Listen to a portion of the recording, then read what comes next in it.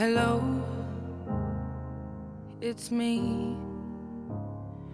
I was wondering if after all these years you'd like to meet to go over everything.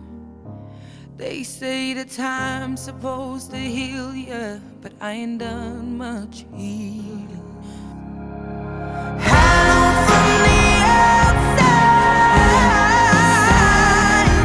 At least I can say that I've tried to tell you I'm sorry for breaking your heart, but it don't matter. It clearly doesn't tear you apart anymore.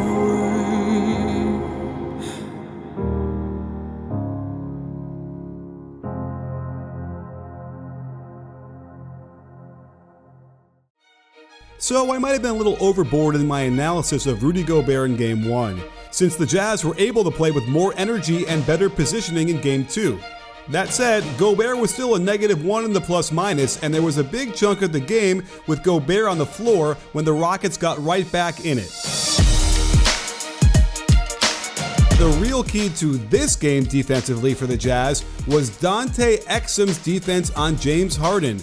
In only 17 minutes, Exum posted a +10 plus-minus, and while his 9 points helped, including this huge three-pointer in the fourth, his presence on Harden caused 7 missed shots and only 2 free throws made.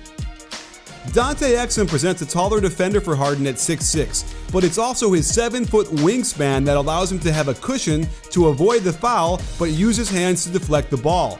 However, this possession ultimately ended in a dunk for Capella when Rudy inexplicably starts heading down court early.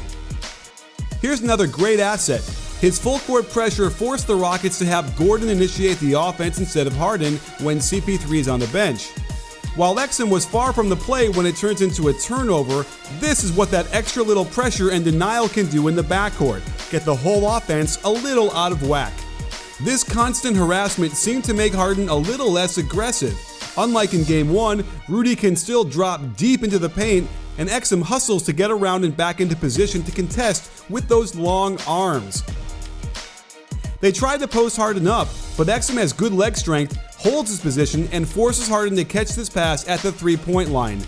Notice how he keeps his hands back so as not to foul, but gets his chest close enough to act as pressure, forcing the miss. Again, his long wingspan allows him to jab at the ball without getting so far out of position that it would allow a drive. Harden elects to do an 11-dribble isolation on him out top, and Exum steps up to him with a hand up after he's in the air, no foul, good contest, and the shot isn't close. I liked how disruptive he was, even denying this pass for just a few seconds, making the Rockets get farther into the shot clock than they want. This turned into the best team defensive possession of the night, as Exum denies the pass back to Harden, who cuts back door, but Exum recovers nicely and Rudy is also right there.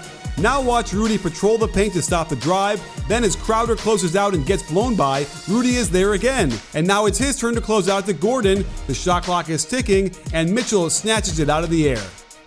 Deep in the fourth, both coaches will take this shot.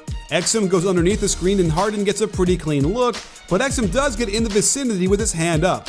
Rudy doesn't get close enough to the rim to grab the board, and they've got another chance when PJ Tucker kicks it back out and they reset. Exum is doing a great job to deny the ball to Harden, but that's why they brought CP3 in. He creates a mid-range, good contest by Rudy even though Paul tends to make these shots no matter who is guarding him. Rudy again drifts away from the hoop, allowing Capella to almost tip it in until Crowder corrals it. This was a centerpiece possession for Exum. The key is that he's got his nose over his toes, not bent over in some sort of fake defensive stance. He's much quicker both laterally and going backwards this way, is able to stick to Harden into the lane and contest the floater, then draws the foul when Harden pushes off out of frustration. So I apologize if I implied the Jazz couldn't win a game with Rudy Gobert out there too long. He certainly proved me wrong in his 37 minutes of playing time. But the injury to Ricky Rubio provided a bit of a godsend to Quinn Snyder, who gave some of those minutes to Dante Exum, and he might very well be the Harden stopper, and the key to the Jazz actually maybe winning this series. Sports fans, make sure to hit the subscribe button and adjust your settings so you can get notified immediately when we drop another great NBA video. Let us know how you feel with a thumbs up and a comment. After all, at BBallBreakdown, we're not a channel, we're a conversation. You in?